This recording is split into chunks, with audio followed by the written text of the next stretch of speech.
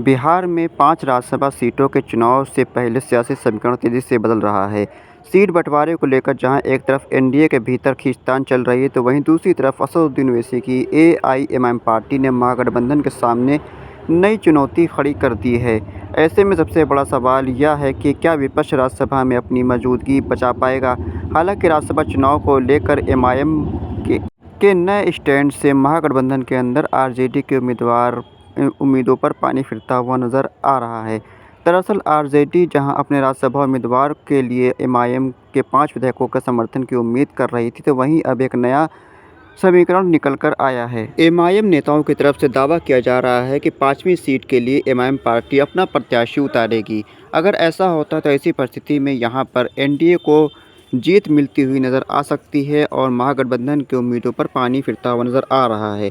लेकिन कुछ रिपोर्टों के मुताबिक अगर बात करें तो यहाँ पर शहाबुद्दीन की बीवी हिना शहाब को आरजेडी अगर उम्मीदवार बनाती है, तो ऐसी परिस्थिति में एआईएमआईएम उनको अपना समर्थन देकर राज्यसभा में भेज सकती है। हालांकि अभी कुछ तस्वीर साफ नहीं हुई है, लेकिन सियासी सरगर्मी तेज़ हो चुकी है। जिस एमआईएम पार्टी को तेजस्वी यादव और महागठबंधन के लोग नज़रअंदाज कर रहे थे विधानसभा चुनाव के पहले, वही लोग आज एमआईएम पार्टी से समर्थन मांग रहे हैं, एमआईएम पार्टी की तरफ वोटों की उम्मीद से देख रहे हैं। हालांकि एमआईएम पार्टी भी इस वक्त काफ़ी मजबूती से खड़ी हुई है और एमआईएम पार्टी कह रही है कि इस बार हम अपना प्रत्याशी देंगे और आपको हमें समर्थन देना होगा।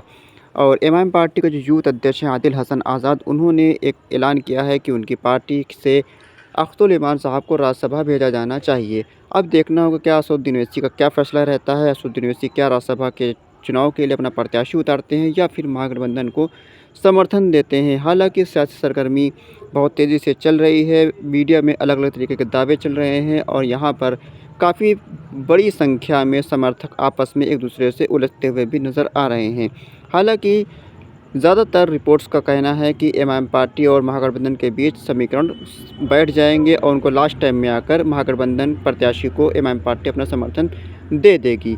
हालांकि अब तक आरजेडी की तरफ से कौन प्रत्याशी होगा, इसको लेकर कोई ख़ास समीकरण निकल कर नहीं आए। हालांकि रिपोर्टों में दावा किया जा रहा है कि हिना साहब अगर प्रत्याशी होती हैं तो ऐसी परिस्थिति में एमआईएम पार्टी उनको अपना समर्थन दे सकती है। हालांकि चुनाव जीतने के लिए 41 वोटों की ज़रूरत है, लेकिन यहाँ पर महागठबंधन के पास 35 वोट हैं इस वक्त और एमआईएम पार्टी के 5 वोट मिलकर 40 वोट बन जाते हैं। ऐसी परिस्थिति में भी 1 वोटों की कमी हो रही है, जिसमें बहुजन समाज पार्टी का एक विधायक जो इकलौते विधायक हैं, उनके तरफ भी सबकी नज़रें होंगी कि उनका क्या रुख रहता है, क्या वो महागठबंधन को वोट देते हैं या फिर एनडीए के तरफ जाते हैं। उन पर भी काफ़ी सबकी नज़रें हैं। हालांकि यहाँ पर क्या समीकरण बैठेगा तो आने वाले वक्त में पता चलेगा, लेकिन सियासी सरगर्मी काफ़ी तेज़ी से बदल रहे हैं।